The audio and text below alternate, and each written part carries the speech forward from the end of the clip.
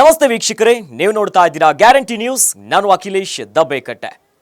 Donald Trump ಅಧಿಕಾರವನ್ನ ಸ್ವೀಕರಿಸುತ್ತಿದ್ದಂತೆ America ಈಗ ಜಗತ್ತಿನಾದ್ಯಂತ ಭಾರಿ ಸುದ್ದಿಯಲ್ಲಿದೆ.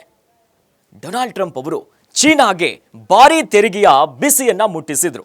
ಅದಾದ್ಮೇಲೆ ಈಗ ಅಕ್ರಮ ವಲಸಿಗರನ್ನ ದೇಶದಿಂದ ಗಡೀಪಾರು ಮಾಡ್ತಿದ್ದಾರೆ. ಇವೆಲ್ಲ ವಿಚಾರಗಳು ದೊಡ್ಡ ಒಂದು ಕೋಲಾಹಲವನ್ನ ಸೃಷ್ಟಿ ಮಾಡಿದೆ.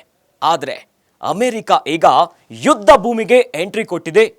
ಅಯ್ಯೋ, ಮತ್ತೊಂದು ಮಹಾಯುದ್ಧ ಅಂತೀರಾ? ಈ ಬಗ್ಗೆ ಒಂದು ಇಂಟ್ರೆಸ್ಟಿಂಗ್ ಸ್ಟೋರಿ ಇಲ್ಲಿದೆ ನೋಡಿ.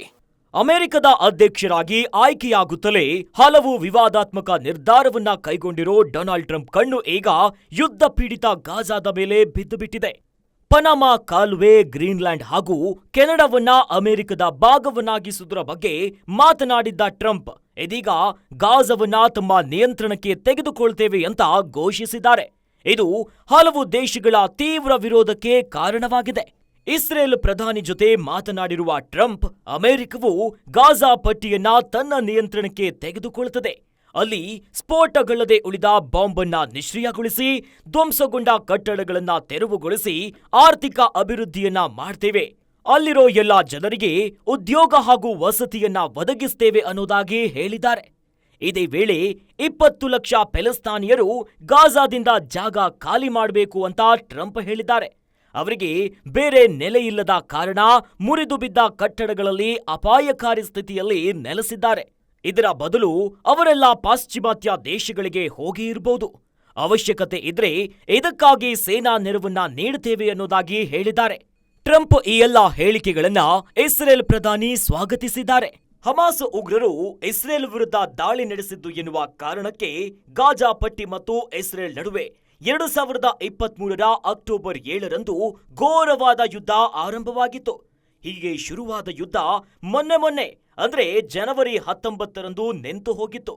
ಹೀಗೆ ಕದನ ವಿರಾಮ ಘೋಷಣೆಯ ಬೆನ್ನಲ್ಲೇ ಗಾಜಾ ಪಟ್ಟಿಯನ್ನ ವಶಕ್ಕೆ ಪಡೆಯುವುದರ ಬಗ್ಗೆ ಅಮೆರಿಕ ಅಧ್ಯಕ್ಷ ಡೊನಾಲ್ಡ್ ಟ್ರಂಪ್ ಹೇಳಿಕೆ ನೀಡಿರೋದು ಈಗ ಮಧ್ಯಪ್ರಾಚ್ಯ ದೇಶಗಳನ್ನ ಕೊತ ಅಂತ ಕುದಿಯುವಂತೆ ಮಾಡಿದೆ. ಅಮೆರಿಕವು ಗಾಜಾ ಪಟ್ಟಿಯ ಮಾಲೀಕತ್ವವನ್ನ ಪಡೆದುಕೊಳ್ಳುವುದಕ್ಕೆ ಬಯಸುತ್ತಿದೆ.